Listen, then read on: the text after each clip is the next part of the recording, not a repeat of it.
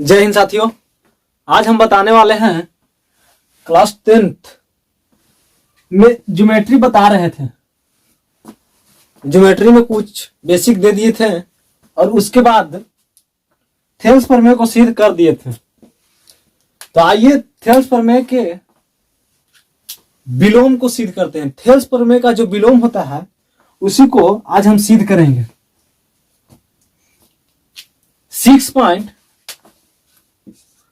6.2 प्रमेय इसे कहा जाता है थेल्स का विलोम।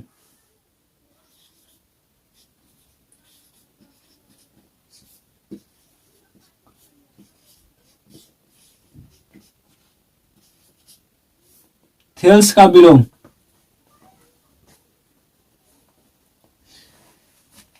इसमें कहता है कि यदि किसी त्रिभुज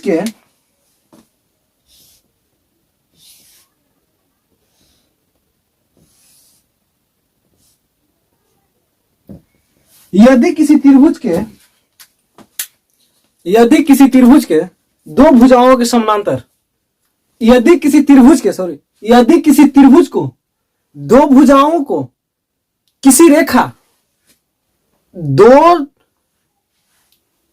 दो भिन्न बिंदुओं पर प्रतिच्छेदित करती है तो वह रेखा तीसरी भुजा के समानांतर होती है। सुनिएगा सही ढंग। वैसा त्रिभुज जिसका दो भुजाओं को समान अनुपात में विभाजित करती है वह रेखा तीसरी भुजा के समानांतर होती है। तो देखिए इसमें जो है ए बी सी डी और ई यही है। देखिए एक में वैसा त्रिभुज जिसमें इसका विलोम है। तो वैसा त्रिभुज जिसमें दो भुजाओं को एक रेखा दो भिन्न बिंदुओं पर काटती है तो वह जो रेखा होता है वो तीसरी भुजा के समानांतर होता है। तो आइए सब सिद्ध करते हैं इसको।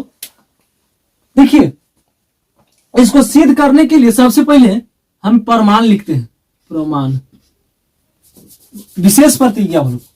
विशेष में जो इसको मान लीजिए कि अगर हम प्रमेय को सिद्ध करेंगे, प्रमेय दिया हुआ है, उस प्रमेय को अगर सिद्ध करेंगे हम तो सिद्ध करने में हमें एक त्रिभुज की आवश्यकता होती है। तो यहां लिखेंगे विशेष प्रतिज्ञा। विशेष प्रतिज्ञा इसमें लिखेंगे कि माना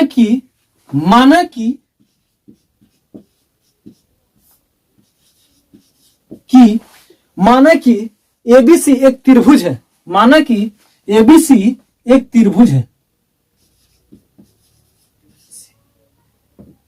एक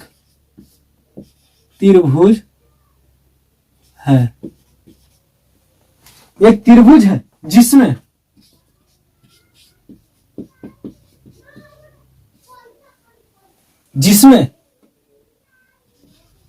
बीसी समानांतर है डीई के। अब उसके बाद हमें इस प्रमेय को सिद्ध करने के लिए हमें कुछ तो रचना करने की जरूरत पड़ेगी। हमें सिद्ध यही करना है।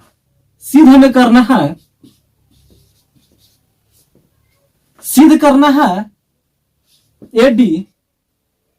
हमें सिद्ध करना है जो है बीसी समानांतर है डीई के। हमें यही सिद्ध करना है। तो हमें इसको सिद्ध करने के लिए हमें एक काल्पनिक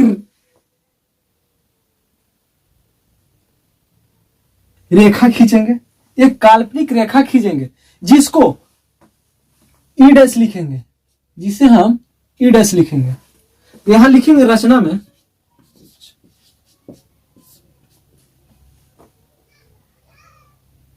डी को ई डैश से मिलाया। मिलाया, डी को ई डैश से मिलाया। इसके बाद लिखेंगे त्रिभुज, त्रिभुज। यहां देखिए, यहां देखने वाली बात है, यहां जो है डी ई, हमें बात कब बनेगा जब ए और ए यहां और यहां आपस में बराबर हो जाएगी। ये दोनों जो है वो हो जाएगा डी के बराबर हो जाएगा ई, डी बी बराबर हो जाएगा ई सी। ये होना चाहिए, यानी हमें लिखना है ए ई डैश बटा में ई डैश सी। यह जब हम लिख लेंगे तो हम जो बनाना चाह रहे हैं, जो सिद्ध करना चाह रहे हैं, वो सिद्ध हो जाएगी। जब ये दोनों आपस में समानांतर है, मानेंगे हम लोग कि यहां रचना लिखें, ई से मिलाया,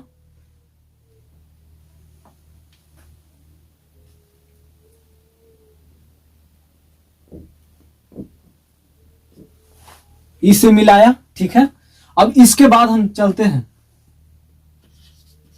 थेल्स परमाण में, चलते हैं परमाण में।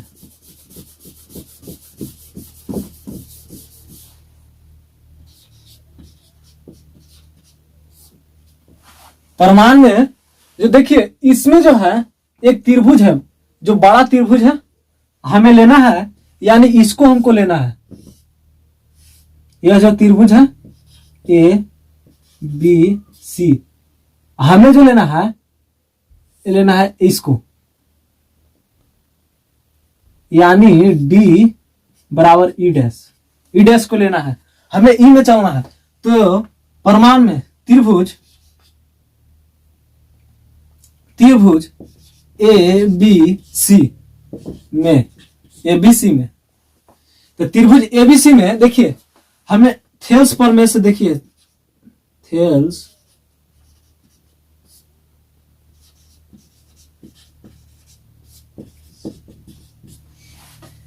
एबीसी में देखिए, यहां जो है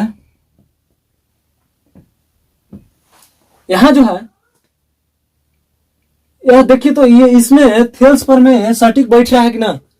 थेल्स प्रमेय यही ना कहता है कि यदि किसी त्रिभुज के एक भुजा के समानांतर खींची गई रेखा अन्य दो भुजाओं को समान अनुपात में विभाजित करती है, तो देखिए यहां यह शर्त लागू हो रहा है कि नहीं। यदि किसी त्रिभुज की, यानी त्रिभुज है एबीसी, जिसको समान अनुपात में विभाजित कौन कर रहा है, डीई। समान अनुपात में विभाजित कौन कर रहा है, डीई। तो जब समान अनुपात में विभाजित कर रहा है, तो थेल्स प्रमेय से हमें यह निकल के चला है ना, ए डी बटा में डी बी, ए बी बटा में डी बी, और हो गया ए ई डैश बटा में ई डैश सी। देखिए यहां आ गया। तो हमें सिद्ध करना है कुछ, हमें यही ना सिद्ध करना है, ये दोनों समानांतर होनी चाहिए, समानांतर होनी चाहिए। तो जब इतना बड़ा समानांतर ये हो गया, तो देखिए सबसे पहले यहां देखने वाली बात यह है कि दोनों तरफ, अब इतना आ गया तो इतना में तो अब सिद्ध तो नहीं होगा। देखिए यहां आ गया ए डी बटा में डी बी, यानी यही बात को दोहराया गया, यानी ए डी बटा में डी बी, यानी हो गया ये दोनों समानांतर हो गया, डी ई डैश समानांतर हो गया बीसी के, समानांतर हो गया बीसी के, बीसी। तो यहां देखिए, यहां बात बनेगा तभी जब दोनों तरफ हम एक जोड़ेंगे, दोनों तरफ 1 जोड़ने पर,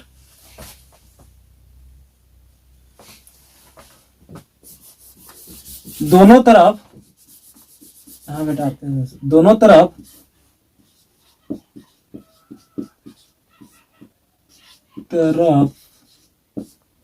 एक जोड़ने पर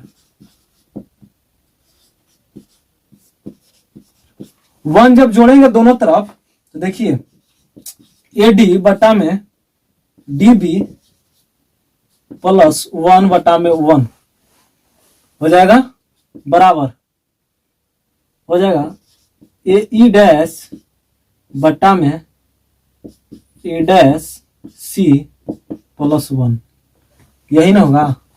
देखिए इसको लघुत्तम लेते हैं दोनों को, यहां हो जाएगा DB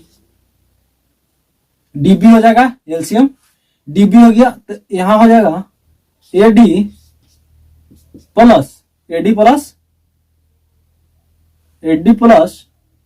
DB, AD plus DB, ये आ गया। और इसमें देखिए इसमें आ गया जो आ गया E डैश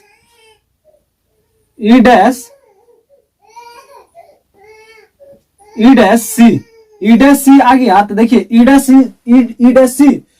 C यहां आ गया तो देखिए E डैश C से E डैश C एक मर्तबा लगेगा, यानी E डैश प्लस हो जाएगा E डैश C, यही ना।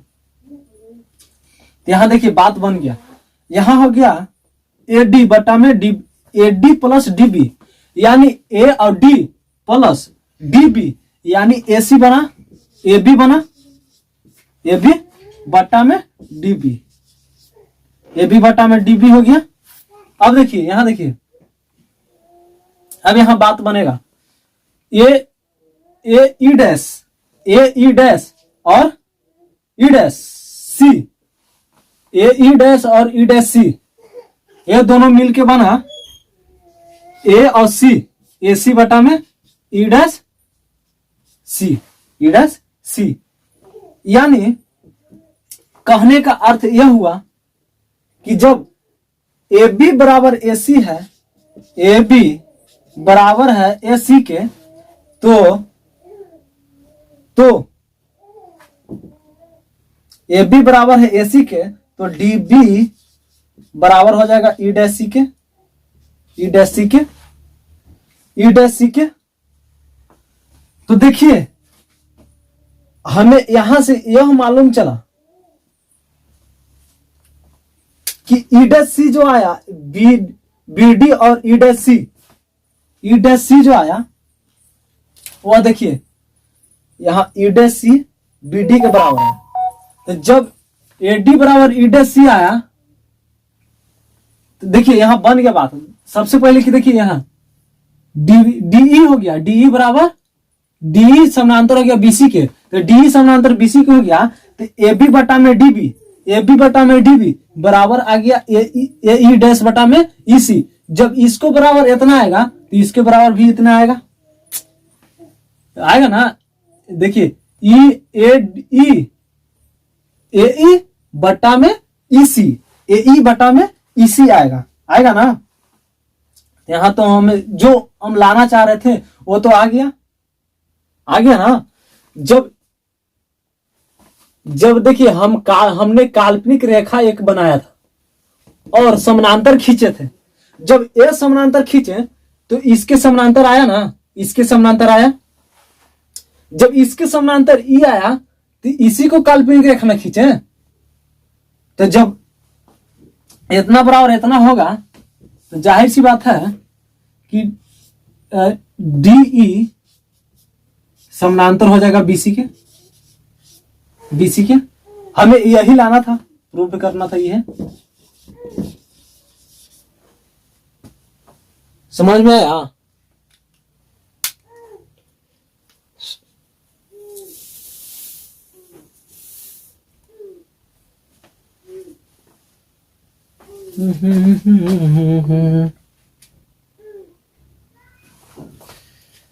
देखिए दोस्तों, AB बटा में DB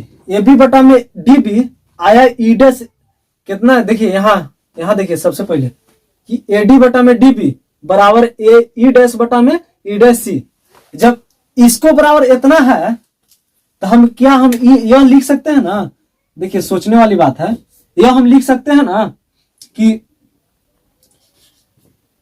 ए ई बटा में ई सी बराबर ए ई डैश बटा में ई डैश सी। क्या हम इसे ऐसे लिख सकते हैं ना, ऐसे लिख सकते हैं, तो यह प्रूव हो गया। जब जाहिर सी बात है, जब इसके बराबर ई है, ए बी के बराबर ए बी बराबर ए सी है, तो हम यह भी लिख सकते हैं ना, ए बी बराबर ए सी है तो ए सी बराबर हो जाए, ए सी बराबर हो जाएगा ए सी है। जब दो भुजा आपस में बराबर है तो तीसरी भुजा भी बराबर हो जाएगी, यानी ए बी बराबर ए सी बराबर बी सी हो जाएगा। ए बी बराबर ए सी बराबर बी सी, यानी इतना आ जाएगा ई डैश सी के, तो यहां हो जाएगा। जब डी बी बराबर ई डैश सी है, डी बी बराबर ई डैश सी है, तो क्या हम ई सी नहीं लिख सकते हैं, डी बी बराबर ई सी? तो वही तो प्रूव करना था, प्रूव हो गया।